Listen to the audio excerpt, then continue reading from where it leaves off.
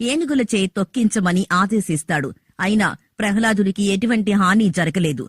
ఆకలితో ఉన్న విషసర్పాలున్న గదిలో ఉంచినప్పటికీ జీవించగలిగాడు. హిరణ్యకశ్యపుడు తన కొడుకుని చంపాలని చేసిన ప్రయత్నాలన్నీ విఫలమయ్యాయి. చివరిగా ప్రహ్లాదుణ్ణి హిరణ్యకశ్యపుడి యొక్క సోదరి అయిన హోలికను పిలిచి ఆమెకున్న శక్తితో ప్రహ్లాదుణ్ణి మంటల్లో ఆహుతి చేయాలని ఆమెని కోరతాడు. దీంతో ఆమె ప్రహ్లాదుడిని ఒడిలో కూర్చోబెట్టుకుని మంటల్లోకి దూకుతుంది. అయితే విష్ణు మాయతో ప్రహ్లాదుడు ప్రాణాలతో బయటపడగా హోళికా రాక్షసి మాత్రం ఆ మంటల్లో చనిపోతుంది.